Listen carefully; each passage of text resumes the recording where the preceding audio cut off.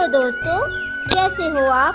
अच्छी अच्छी प्रेरणादायक कहानियों को सुनने के लिए आप हमारे चैनल को सब्सक्राइब करें और हमारी कहानियों के बारे में कमेंट करें। हम लोग आगे जादुई कहानियाँ और एडवेंचर कहानियाँ शुरू करने की सोच रहे हैं। अगर आपको इस टाइप की कहानी देखनी हो तो आप कमेंट में हाँ टाइप करें। चलिए शुरू करते हैं। आज की कहानी का नाम है घमंडी शिष्य। काशी में एक गुरुकुल में शिष्य शिक्षा ग्रहण करते हैं। उन्हीं में से दो शिष्य देवेंद्र और इंद्र, ये दोनों ही बड़े अहंकारी थे। उनके अहंकार से परेशान होकर उनके गुरुदेव ने एक उपाय सोचा और अगले दिन सभी शिष्यों की शिक्षा पूर्ण होने वाली है।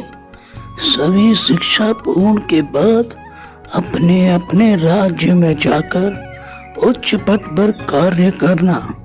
और तुम दोनों देवेंद्र और इंद्र, तुम अभी यही रुकना। मैं तुम्हारे से कुछ जरूरी काम करवाना चाहता हूँ। दोनों बाकी शिष्यों को एक अहंकारी नजरों से देखते हैं और फिर देवेंद्र बोलता है,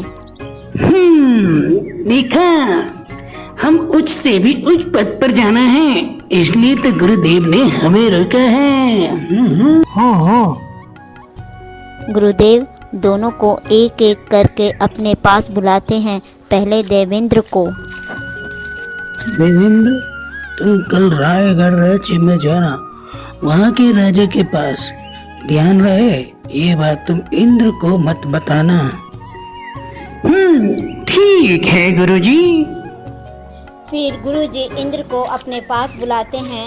इंद्र, तुम्हें कल रायगढ़ राज्य में जाना है, वहाँ के राजा के पास।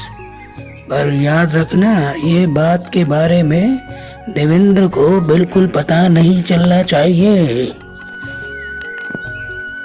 ठीक है गुरुदेव। दोनों अगले दिन अलग अलग रास्ते से रायगढ़ जाते हैं। राजा को गुरुजी ने पहले ही बता दिया था कि मेरे दो शिष्य आपके पास आ रहे हैं, और गुरुजी जानते थे राजा बड़ा ही चतुर है। दोनों महल के द्वार पर एक साथ पहुंचते हैं। दोनों एक दूसरे की ओर देखकर चौंक जाते हैं। अरे, तुम यहाँ कैसे? ये बात तो मुझे पूछनी चाहिए, तुम यहाँ कैसे? तभी वह राजा आ जाता है।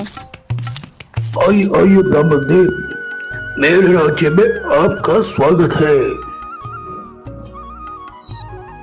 राजा दोनों को अलग अलग कक्ष में ठहरा देता है ताकि वह आराम कर सके। फिर राजा ब्राह्मण देव से बात करने उनके कक्ष में जाते हैं।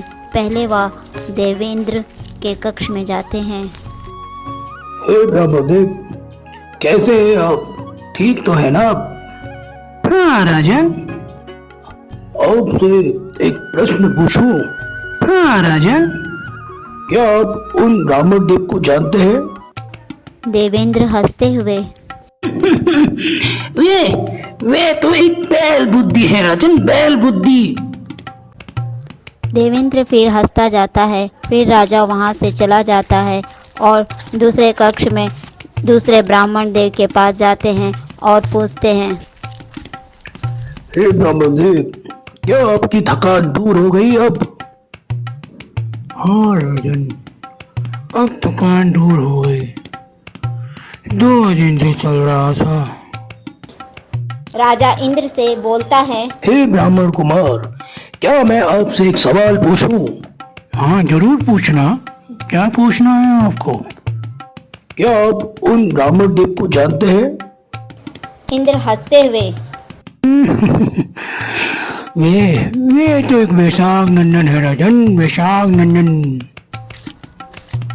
राजा दोनों के बात सुनकर उनके कक्ष से बाहर आकर थोड़ा दुखी होता है और सोचता है, कैसी विडंबना है ये दोनों ब्राह्मण कुमार ने काशी के गुरुकुल से शिक्षा प्राप्त की है, लेकिन दोनों के मन में एक दूसरे की।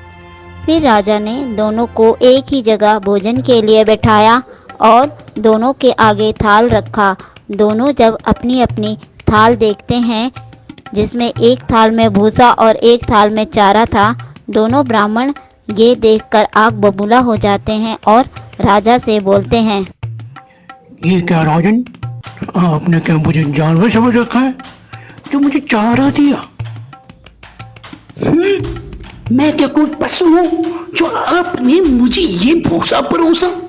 आपने हम ब्राह्मणों का अपमान किया और ये लक्ष्मी द्वारा सरस्वती का अपमान है। राजा ब्राह्मण की बात पर पहले हंसते हैं, फिर राजा शांत होकर बोलते हैं,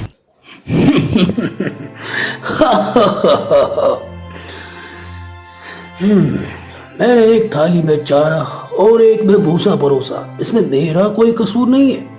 जब मैंने आप लोगों से एक दूसरे के बारे में पूछा तो आपने इन्हें बैल कहा और आपने इन्हें बैसाख नंदन, तो मैंने तो उसी हिसाब से आप दोनों को भोजन दिया है। जहाँ बैल को चारा और वैशाख नंदन को भूसा, दोनों पशुओं को इससे ज्यादा अच्छा भोजन और क्या हो सकता है? यह बात सुनकर दोनों ब्राह्मण अपनी अपनी गलतियों पर अफसोस करते हैं और एक दूसरे से क्षमा मांगते हैं। जीवन में कभी भी अपने ज्ञान का अभिमान ना करें। देखा आप लोगों ने, आप पूरे जीवन भर परिश्रम करके ज्ञान अर्पित करते हो, पर आप में अभिमान आ जाता है। अब ऐसे ज्ञान का क्या फायदा जिससे आप में अभिमान आ जाए? तो ज्ञान का हमेशा लोगों की भलाई के लिए उपयोग किया जाए ताकि मानवता का कल्याण हो सके।